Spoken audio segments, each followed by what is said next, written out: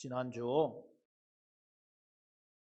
우리의 관심사가 되었던 것은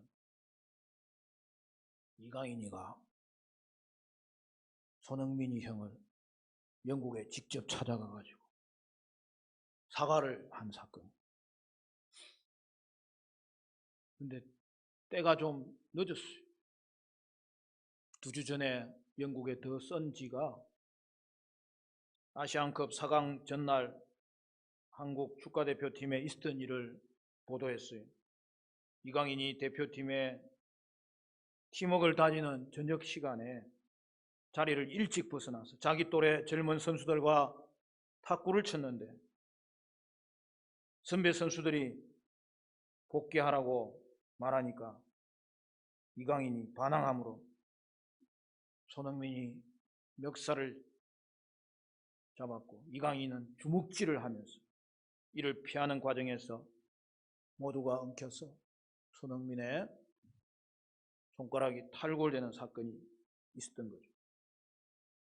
보도가 나간 이후에 이강인은 자신의 SNS에 사과문을 올렸는데 거기에는 손흥민에 대한 직접 사과의 내용이 없었습니다. 사과문을 게재하고 나서 전화라도 먼저 사과하고 또한 직접 찾아가서 사과했다면 얼마나 좋았을까요? 사태가 악화되고 자신에게 불이익이 닥치자 이제는 실감이 났는지 영국으로 찾아간 모양입니다. 여러분, 감사와 사과는 타이밍이 제때 해야 되는, 인성이 모자라서 늦게 깨닫게 되었더라도 또 이제라도 사과하는 것이 그나마 잘한 일이에요. 한 이강인은 1년 정도는 근신해야 돼요. 진정성을 확인해야 되기 때문에. 그러나 여러분, 시련을 잘 견디면 좋은 때가 다시 옵니다. 그런데 오늘 본문을 보면 회개의 기회를 완전히 놓쳐버린 사람들이 등장합니다. 홍수 심판이 있을 것이라는 노아의 경고를 듣고도 하나님을 찾지 않고 회개의 기회를 놓쳐버려서 결국에는 방주로 들어가지 못한 자들이 되었던 것입니다. 방주를 만드는 100년간의 지난한 세월이 지났습니다. 드디어 방주가 완성되었습니다. 이에 하나님은 노아와 그의 온 가족에게 방주 안으로 들어가라고 명하셨습니다. 1절 말씀 같이 읽을까요? 우리 7장 1절 말씀 다 같이 시작. 여호와께서 노아에게 이르시되 너와 내 온 집은 방주로 들어가라. 이 세대에서 내가 내 앞에 의로움을 내가 보았음이니라. 여러분,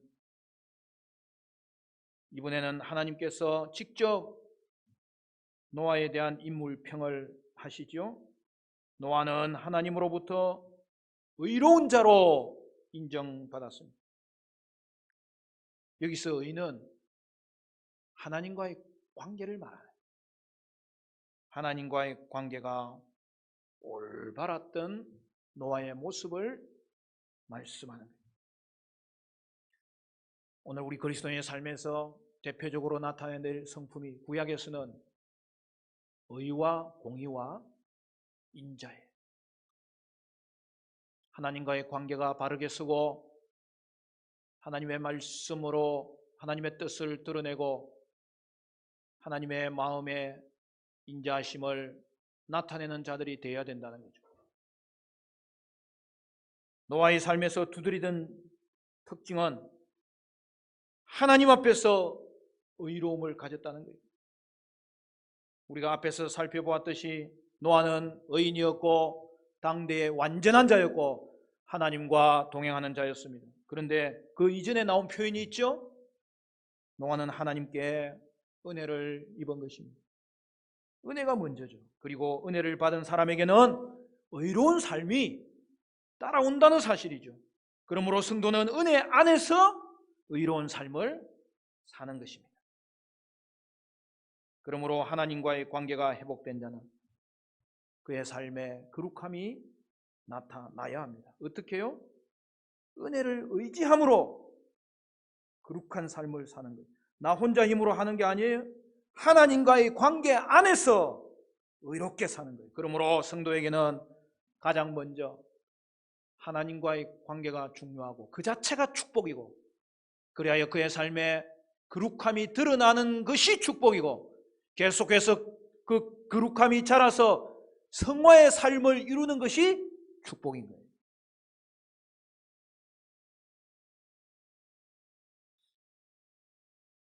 타락한 세상 가운데서도 노아는 하나님의 은혜를 입고 의롭게 살기를 힘썼던 거예요. 그래서 어떻게 되었습니까? 노아로 인하여서 온 가족이 구원을 받게 된 거예요.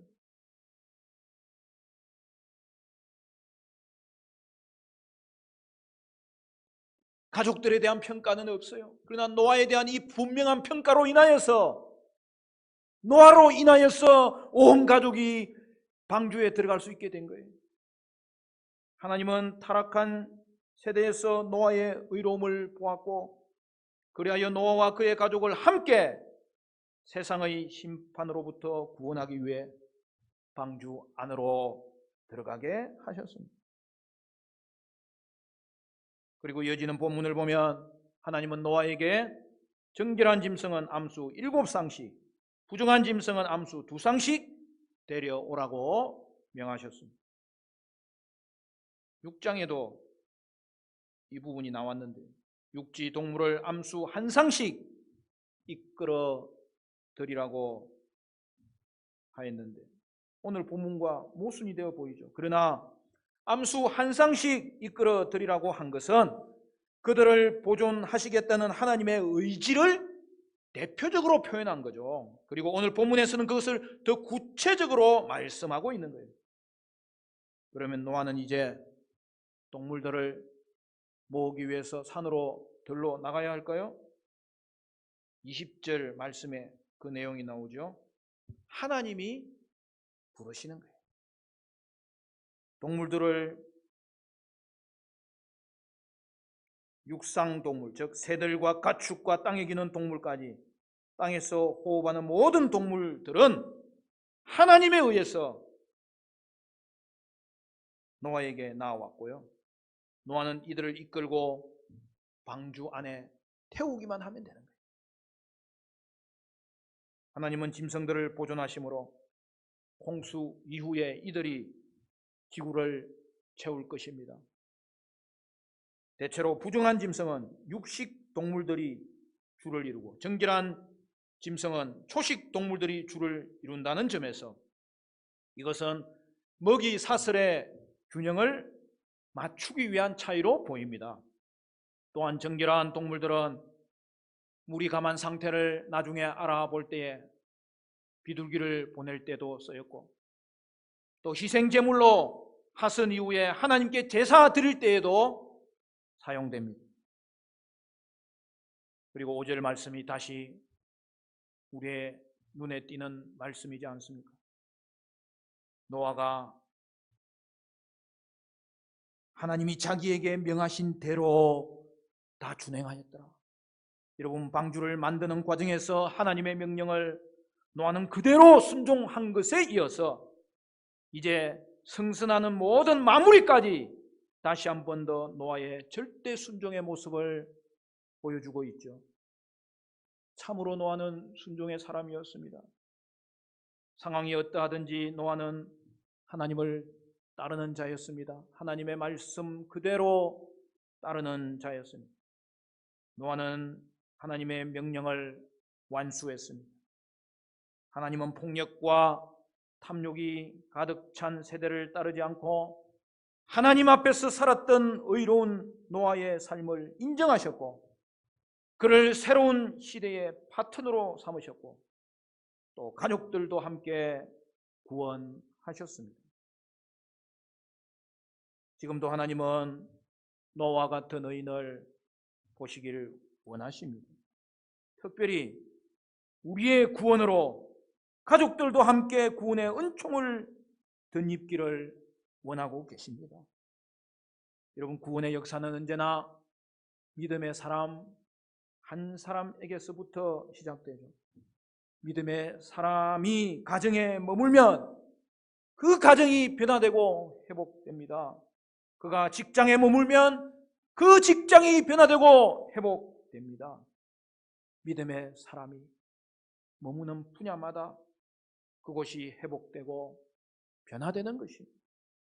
그래서 오늘 우리에게는 영성과 전문성을 갖춘 믿음의 사람이 얼마나 필요한지 몰라요. 그러므로 사랑하는 여러분, 우리 자신뿐만 아니라 우리 가족들과 특별히 자녀들도 영실이가 돼 영성과 실력을 갖춘 믿음의 사람으로 세워져야 될 것입니다.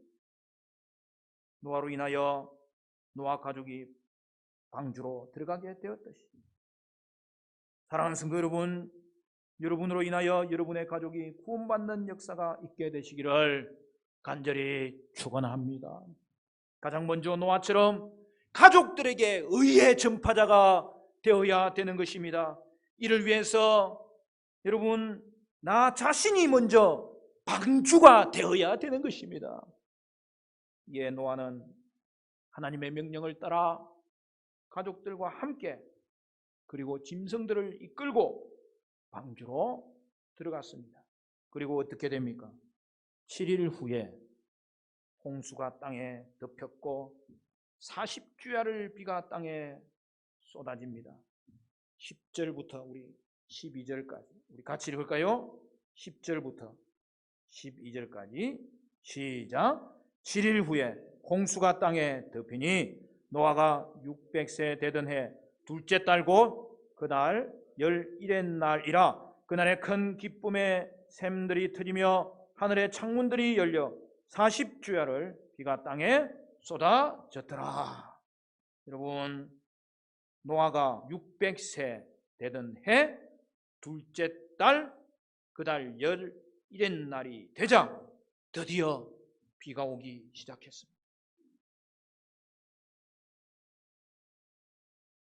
여러분, 그 이전에는 이런 안개가 내리기는 했지만 비가 오지는 않았던 것 같아요. 하나님이 창조하실 때에 하늘에 있는 궁창을 대기권 위와 대기권 밑으로 나누심으로 말미암아서 지구가 자외선도 방지하고 그래서 하늘에 있는 그 물궁창으로 인하여서 보호받았던 것 같아요.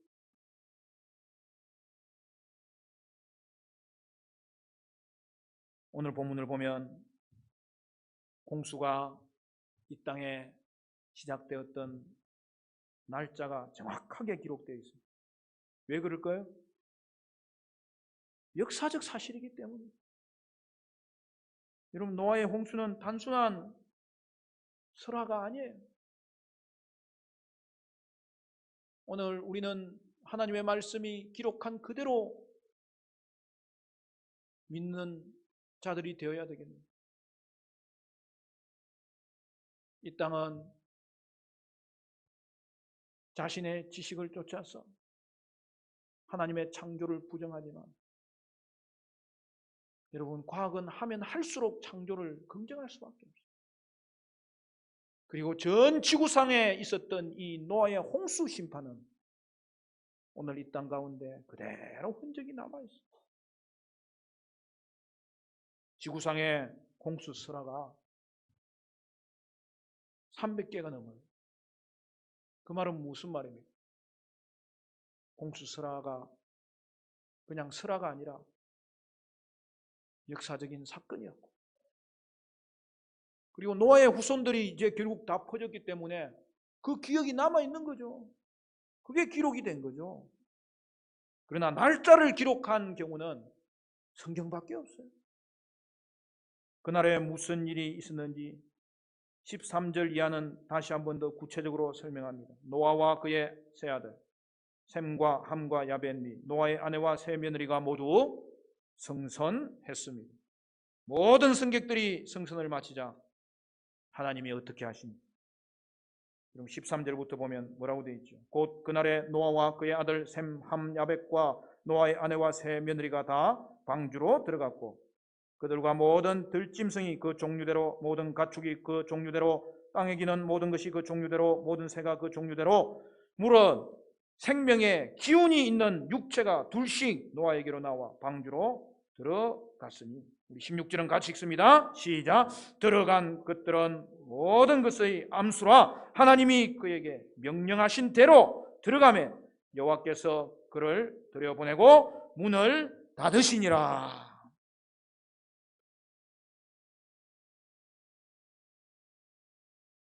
여러분 최종 결론이 이거예요. 여호와께서 문을 닫으시니라. 하나님이 직접 문을 닫으셔요. 이는 먼저 하나님께서 노아의 방주를 보호하신다는 뜻이에요. 오늘 본문을 보면 홍수 이야기가 날짜와 기간을 중심으로 정확하게 기록되어 있는 것을 봅니다. 여러분 홍수 이야기는 이 전체 내용을 잘 이해하려면 이 구조를 파악하는 게 중요한데요. 동시원적 구조로 되어 있어요. 다른 말로 샌드위치 구조라고 얘기해요. 우리는 보통 어떤 이야기를 전개할 때에 서론, 본론, 결론으로 이야기하고 때로는 서론, 갈등, 갈등 해소, 결론 이렇게 기승전결로 이야기하곤 합니다. 그런데 히브리적 사고방식에서는요 이야기를 전할 때 이제는 통으로 전해요. 그러니까 이야기에서 제일 가운데 나오는 내용이 제일 중요한 내용입니다. 결론은 그걸 설명하는 거예요. 그래서 여러분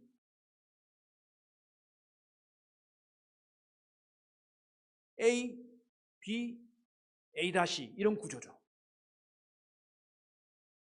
우리 화정초행교회 성도들 정도 되면 동시문적 구조 이걸 볼 줄 알아요.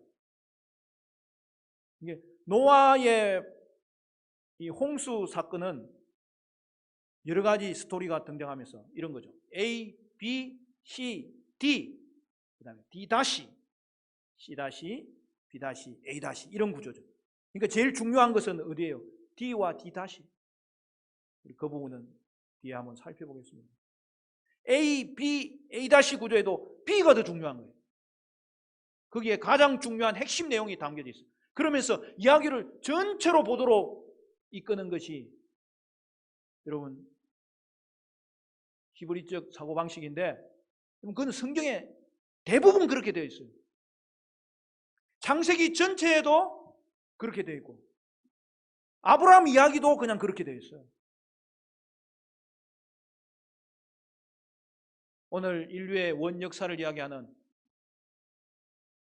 창세기 1장부터 11장도 그렇게 되어 있어요. 그리고 노아 이야기도 그렇게 되어 있는 거예요. 그러니까 내용적으로 이야기하자면 홍수를 기다리는 7일이 등장합니다. 그 다음에 또 홍수를 기다리는 7일이 재차 언급되고 이제 40일 동안에 홍수가 이루어지고 150일 동안에 물이 불어나고 그리고 이제는 150일 동안에 물이 줄어들고 40일 동안에 하선을 기다리고 7일 동안에 기다리고 또 7일 동안에 기다림의 재차 언급이 이루어지는 구조입니다. 그래서 날짜를 구체적으로 계산해 보면 홍수 시작일은 창조의 첫날과 같습니다. 여러분 6일 동안 하나님이 창조하시잖아요. 그리고 7일째 안식하시잖아요. 그러니까 창조의 첫날은 뭐죠? 주일인 거죠. 창조의 마무리 날은 금요일인 거죠. 6일째. 그리고 그 다음 날이 안식일인 거죠. 홍수가 끝난 날과 물의 창굴이 끝난 날은 창조의 마지막 날 제6일과 같습니다. 그날은 금요일. 새들을 보낸 날은 다시 창조의 첫날 주일에 해당됩니다. 그러니까 홍수가 주일에 시작한 것은 창조 작업의 첫날과 부합하고, 금요일에 끝난 것은 창조 때의 마지막에 마무리된 제6일과 부합합니다. 따라서 여러분, 홍수가 재창조의 작업이었음을 가르쳐 주는 겁니다. 여러분, 노아의 홍수는 창조를 새롭게 하는 거예요. 창조를 없애버리면 하나님의 계획이 실패한 거예요. 그러나 그렇지 않아요. 하나님은 재창조하십니다. 아담의 언약을 기억하사 회복하기를 원하신 거예요. 그래서 어떻게 됩니까? 여러분, 홍수로 인하여서 창조의 첫째 날과 같이 땅이 물로 전체가 덮여 있는 무질서 상태가 된 거죠. 그 후 하나님은 창조시와 마찬가지로 다시 하늘의 물과 땅의 물을 분리하시고, 그리고 땅 위에는 땅과 바다를 분리하심으로 이 땅을 재창조하는 사역이라는 사실을 보여주는 겁니다. 여러분, 하나님의 경고를 받아들인 자는 노아뿐이었습니다. 나머지는 노아의 선포를 들으면서도 모른 채 하였고, 방주를 짓는 대공사를 보면서도 외면하였습니다. 도리어 하나님의 심판을 전파하는 노아에 대하여 비웃었습니다. 그런데 여러분, 이것이 오늘 우리 시대도 마찬가지 아닙니까? 우리에게는 이보다 더 끔찍한 심판의 날이 예고되었습니다. 그런데 여전히 노아 시대처럼 주의 강림의 약속을 조롱하는 자들이 있습니다. 베드로 사도는 이것을 정확하게 우리에게 경고하고 있습니다. 여러분, 창세기 7장 말씀 철가피 해놓으시고 베드로 후서로 가봅시다. 베드로 사도가 노아의 홍수를 끌어들이면서 오늘 우리에게 경고하는 말씀이 무엇입니까? 베드로 후서 3장으로 가봅시다. 신약성경 379쪽 베드로 후서 3장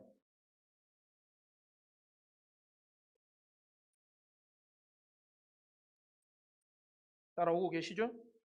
3장 3절부터 보면 제가 읽겠습니다. 먼저 이것을 알지니 말세에 조롱하는 자들이 와서 자기의 정욕을 따라 행하며 조롱하며 이르되 주께서 강림하신다는 약속이 어디 있느냐? 조상들이 짠 후로부터 만물이 처음 창조될 때와 같이 그냥 있다 하니 이는 하늘이 옛적부터 있는 것과 땅이 물에서 나와 물로 성립된 것도 하나님의 말씀으로 된 것을 그들이 일부러 잊으려 함이로다. 이로 말미암아 그때의 세상은 물이 넘침으로 멸망하였으되 이제 하늘과 땅은 그 동일한 말씀으로 불사르기 위하여 보호하신 바 되어 경건하지 아니한 사람들의 심판과 멸망의 날까지 보존하여 두신 것이니라.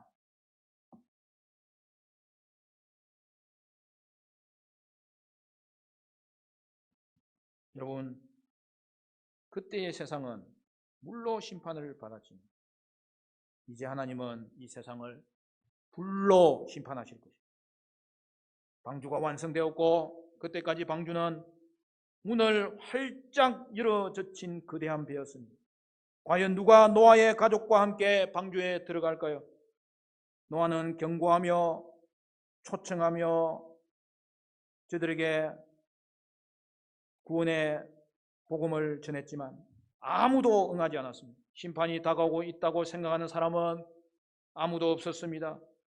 저렇게 산 위에까지 무슨 홍수가 난다는 말인가? 말도 안 된다라고 생각했습니다. 결국 노아 가족과 많은 동물들만 방주로 들어갔습니다. 물이 차오르기 시작했고 하나님은 방주의 문을 닫으셨습니다. 하나님이 문을 닫아 노아 그 가족을 보호하신 거죠. 하나님은 그들이 밖으로 나올 수 없도록 만드셨고 또한 물이 방주 안으로 들어가지 못하게 막으셨습니다. 그들은 하나님이 베푸신 구원의 수단을 신뢰하고 방주 안으로 들어갔습니다. 하나님은 그들을 방주 안에서 홍수로부터 안전하게 보호하셨습니다. 이 사실은 우리에게 큰 격려가 됩니다. 노아의 방주는 예수님을 보여주죠. 우리도 믿음으로 예수 안에 들어가면 하나님이 문을 닫으십니다. 그분은 우리를 보호하시고 자신의 진노의 홍수가 우리에게 결코 이제는 미치지 못하도록 끝까지 보호해 주십니다. 그러나 하나님께서 문을 닫으셨으면 또한 우리에게 엄청난 경고를 주는 것 아닙니까? 노아 시대의 사람들은 문이 열려 있을 때에 방주 안으로 들어가기를 거부했습니다. 결국 문이 봉해졌습니다. 하나님은 기회를 주셨지만 그들은 심판의 물속에 빠져 죽는 길을 택했습니다. 우리는 그런 악한 사람을 본받아서는 안 되겠습니다. 하나님은 노아의 홍수 사건을 보여주시면서 이 세대를 향하여서 경고하고 있는 거예요. 또한 지금은 기회를 주십니다. 지금은 구원의 날입니다. 지금은 은혜의 날입니다. 방주의 문이 활짝 열려 있습니다. 그러나 문이 영원히 열려 있는 것이 아닙니다. 너무 늦기 전에 죄를 회개하고 예수를 믿음으로 구원을 받아야 합니다. 예수님을 믿어야만 구원을 받고 방주에 들어가야만 살 수 있습니다. 사랑하는 성도 여러분, 그날이 되고 문이 닫히면 기름을 예비하지 못한 신부가 문을 열어달라고 해도 내가 너희를 알지 못하노라 하셨듯이 더 이상 기회가 없을 것입니다. 당대에 그인 네피림이 있었고 유명한 용사들이 있었지만 방주 문이 닫힌 이후에 그 문을 아무리 두들려도 그 문을 부수려고 해도 문을 열 수가 없었습니다. 기회가 있는 지금 경고를 듣고 주를 경외하는 삶으로 속히 돌이켜야 하는 것입니다. 여러분, 오늘 본문에서 가장 많이 반복되는 구절이 무엇인 줄 아십니까? 방주로 들어가다 라는 표현이 7번이나 반복됩니다.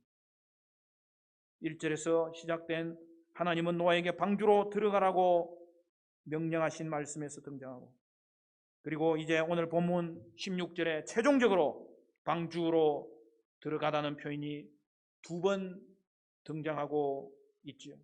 우리 16절 말씀 다시 볼까요? 16절 말씀, 16절 우리 책갈피 여시고 다시 봅니다. 16절 시작.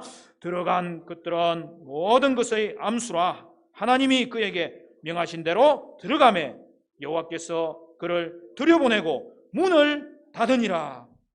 여러분, 노아는 하나님의 명대로 방주로 들어갔고, 그리고 결론이 무엇입니까? 여호와께서 문을 닫으시니라. 여러분, 이 얼마나 충격적인 말입니까? 이제는 끝이라는 거예요. 사랑하는 성도 여러분, 우리는 반드시 방주에 들어가야 됩니다. 사랑하는 성도 여러분, 하나님께서 방주의 문을 닫으실 때가 있어요. 하나님이 닫으시면 더 이상 기회가 없습니다. 하나님이 닫으시면 더 이상 열 자가 없습니다. 세상의 그 어떤 권세도 열 수 없습니다. 지혜나 힘으로도 열 수 없습니다. 하나님께서 문을 닫으셨기 때문입니다. 그러나 지금은 문을 열어놓았습니다. 비가 오기 시작했고요, 처음 보는 비를 맞이하게 되는데 그냥 비 정도가 아니라 장대비가 내린 것이죠. 오늘 본문을 보면 하늘에 창이 열려서 하늘 궁창에 창이 열리더니 그냥 물이 쏟아져 나온 거예요. 여러분, 지각 변동이 일어나서 땅들의 샘들이 열려서 물이 솟구쳐 올랐던 거예요. 그러나 그때에는 아무리 문을 두드려도 열리지 않습니다. 여호와께서 문을 닫으셨습니다. 그리고 물로 심판하신 하나님께서 이제는 우리에게 불로 심판하실 것을 경고하십니다. 그날에 하나님이 문을 닫으시면 어떡하려고 합니까? 기회가 있을 때 회개해야 하고 늦지 않을 때 회개해야 합니다. 하나님의 구원 초청은 영원히 계속되지 않습니다. 저는 이 말씀 묵상하면서 한 주간 내내 이 충격에 사로잡혔어요. 하나님이 문을 닫으세요. 하나님이 닫으시면 그때부터는 더 이상 열 자가 없어요.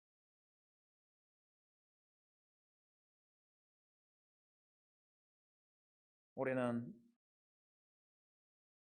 오늘 요람 발간에 1년 행사 계획을 넣어놓았습니다. 하반기에 전도 행사를 하려고 합니다. 상반기에는 전도 대상자 작정하시고 또 전도하시고 하반기에는 초청하시면서 전도합시다. 여러분, 우리에게 다가오는 마지막 날은 심판의 날이고요. 또한 주의 이름을 부르는 자들에게는 구원의 날이 될 것입니다. 사랑하는 성도 여러분, 우리 가족이 아직 시간이 있을 때 예수 안에 있는 하나님의 은혜로운 구원을 붙들게 해달라고 기도하시기를 바라고, 그리하여 구원의 방주이신 예수님 안에 들어가는 우리 모두가 될 수 있기를 주님의 이름으로 간절히 축원합니다.